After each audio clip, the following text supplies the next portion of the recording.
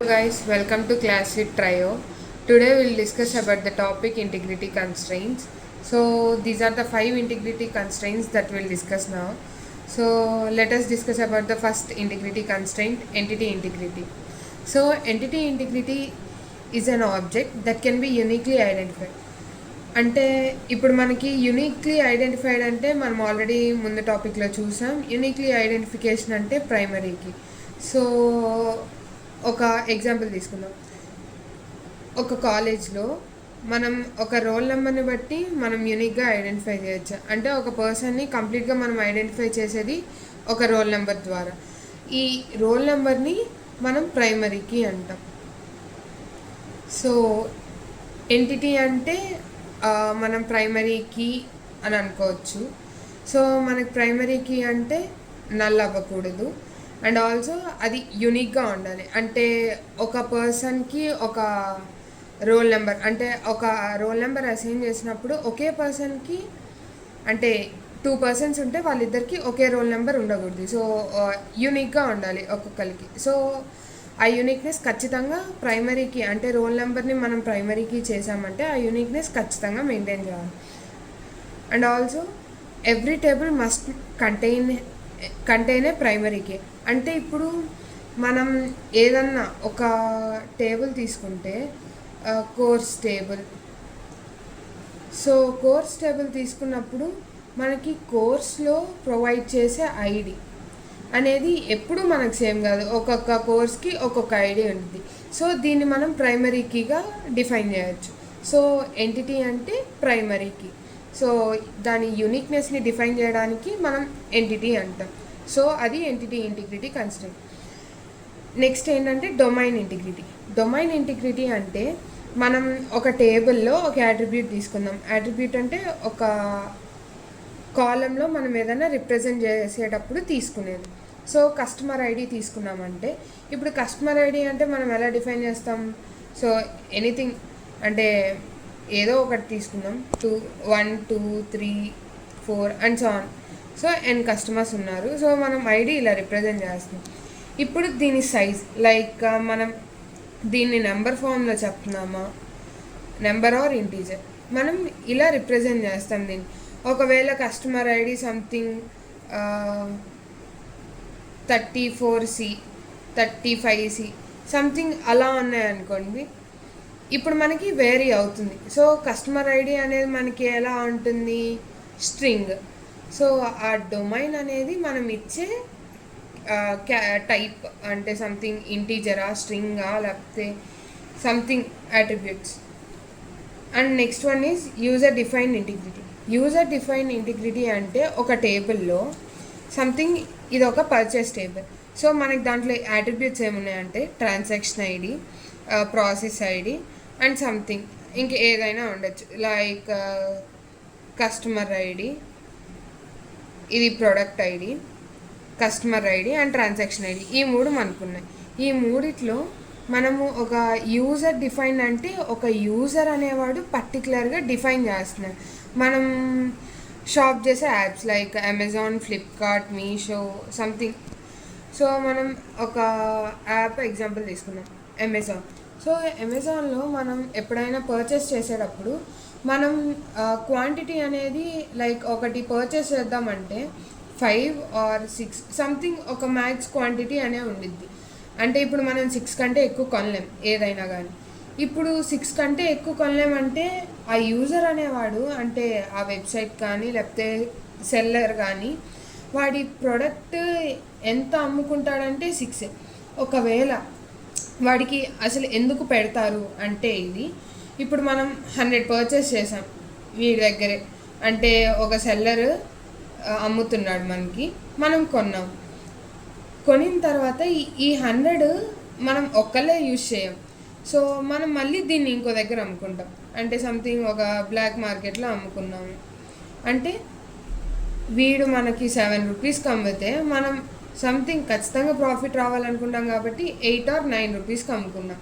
So ఈ profit అనేది ఖచ్చితంగా అంటే ఇక్కడ అంటే ఎవరైతే సెల్ చేశారో వాళ్ళకి ప్రాఫిట్ లేదు, కొన్న వాళ్ళు మళ్ళీ అమ్ముకుంటున్నారు. అంటే ఖచ్చితంగా మనకి లాస్ అయింది. అంటే అమెజాన్ వాడికి ఖచ్చితంగా లాస్ అయింది, ఆ సెల్లర్కి కూడా లాస్ అయింది. సో అందుకని మనకి 5 to 6 అనేది అంటే సంథింగ్ ఏదో ఒక నెంబర్ అనేది ఒక మ్యాక్స్గా పెడతారు. సో అది ఎవరు డిఫైన్ చేస్తారు? ఒక యూజర్ అనేవాడు పెట్టుకుంటారు. సో యూజర్ డిఫైన్ ఇంటిగ్రిటీ అంటే ఒక పర్సన్ ఈ లిమిట్ ఇంత అంటే వాళ్ళు ఒక లిమిట్ పెట్టుకోవడాన్ని, అంటే వాళ్ళు మేము ఇంతే దాని లిమిట్, ఇంతకు మించి ఎక్సీడ్ అవ్వకూడదు, ఇంతకు మించి ఎక్సీడ్ అయితే అసలు చేయలేము అనేది పెట్టుకుంటే అది user defined integrity. Next one is referential integrity. So referential integrity అంటే something will take a 2 tables like customer table and purchase table. So customer టేబుల్లో మనకున్న అట్రిబ్యూట్స్ ఏంటి? Customer ID, customer name, customer address.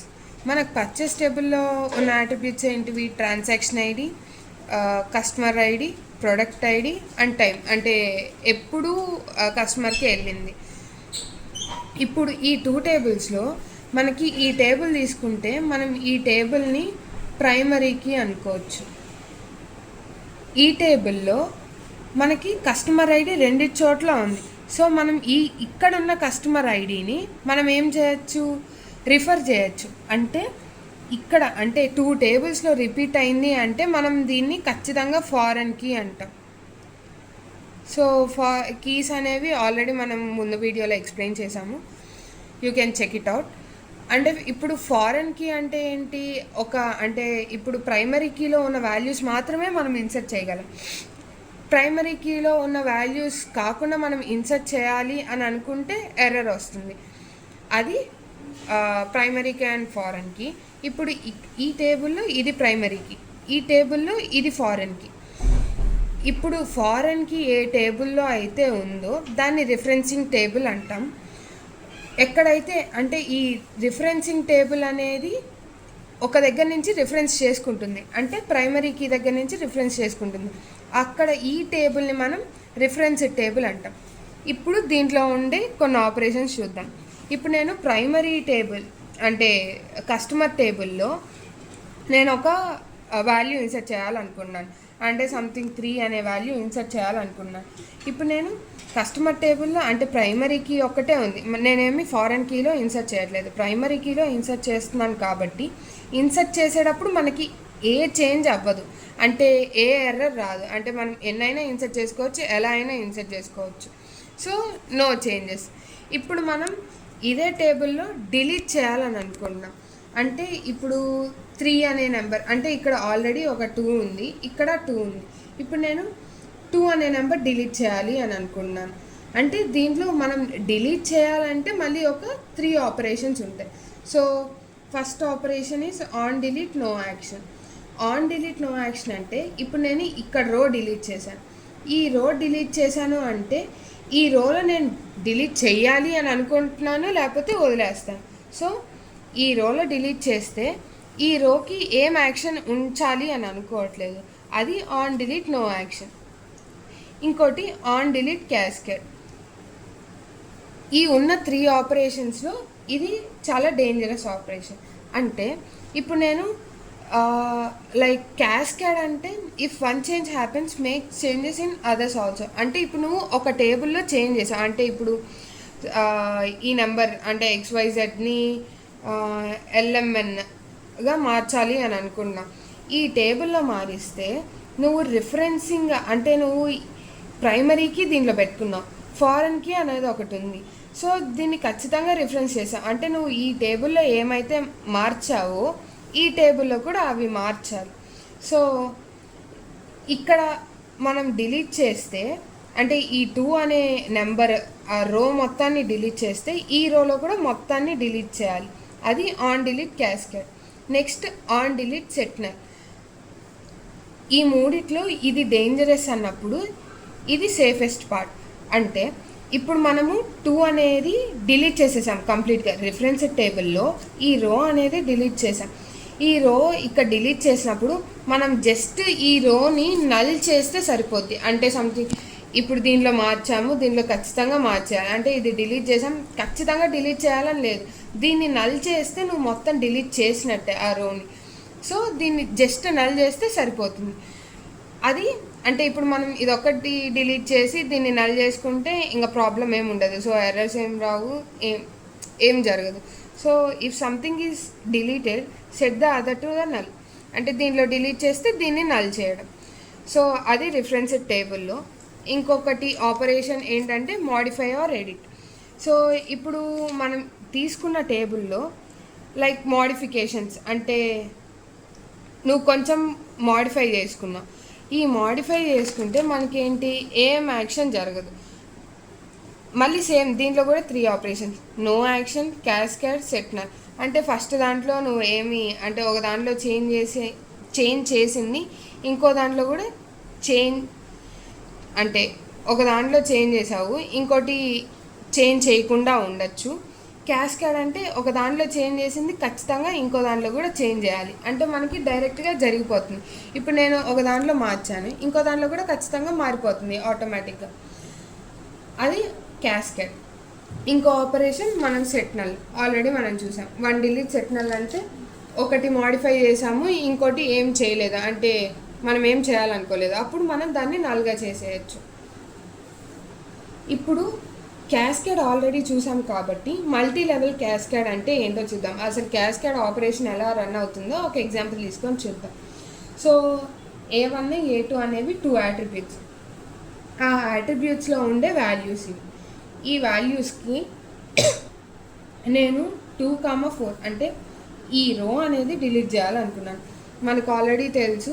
So DBMSలో మనం రోని triple అంటాం. ఈ 2,4 అనే complete రోని delete చేయాలనుకున్నాను. So 2,4 తీసేసాను. మనకి నెక్స్ట్ వచ్చే టాపిక్ ఏంటంటే సెల్ఫ్ రిఫరెన్షియల్ ఫారెన్కి, అది చెప్తాను. ఇప్పుడు A1 A2లో A1 అనేది ప్రైమరీకి, A2 అనేది ఫారెన్కి. అంటే ఇప్పుడు నేను ఈ టేబుల్లో ఈ రో డిలీట్ చేస్తే ఇప్పుడు మనకి ప్రైమరీ కీలో అంటే 2 ఉంది, అంటే దీని రిఫరెన్సింగ్ ఎక్కడుంది, ఇక్కడ ఉంది.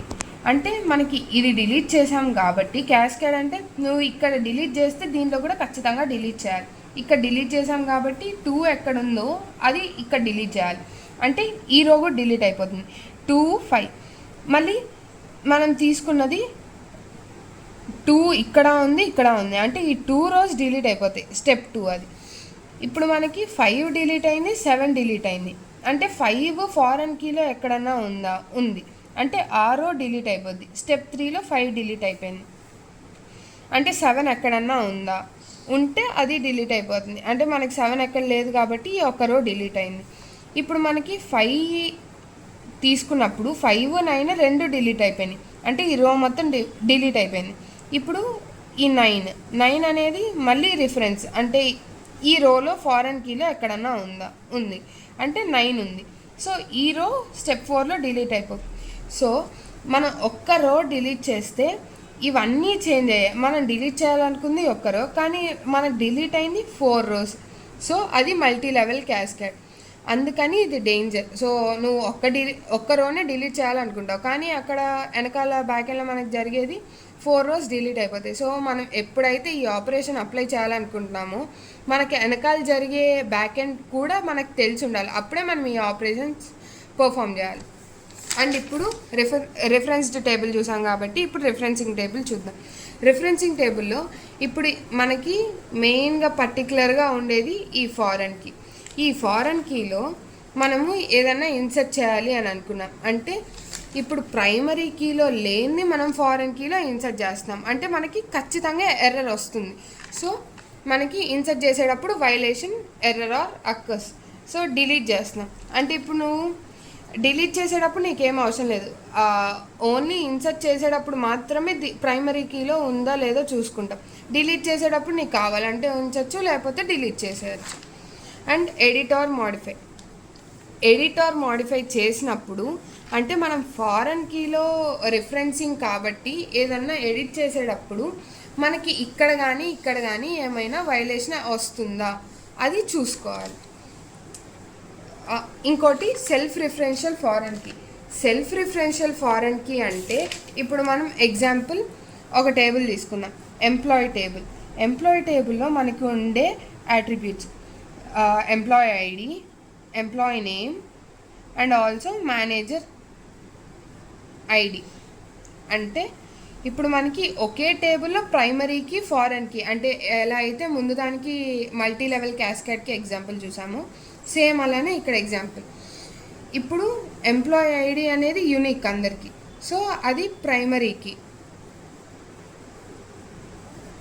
ఇప్పుడు మేనేజర్ ఐడి ఎగ్జాంపుల్ చూద్దాం.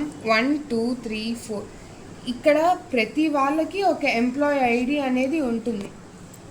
ఎవరైతే ఎంప్లాయీ ఐడి ఇచ్చామో ఆ ఎంప్లాయీస్లో ఖచ్చితంగా మేనేజర్ ఉంటాడు. అంటే ఇప్పుడు అందరికీ ఒకేలాగా ఉండిద్ది, అంటే పర్టికులర్గా ఒకళ్ళకొకటి అంటే సేమ్ ఒకేలాగా ఉంటాయి ఐడీస్, కానీ వాళ్ళకు ఉండే పొజిషన్స్ మాత్రమే డిఫరెంట్. సో ఆ ఎంప్లాయీ అనేవాడు ఖచ్చితంగా మేనేజర్ అయి ఉంటాడు, కానీ అంతే.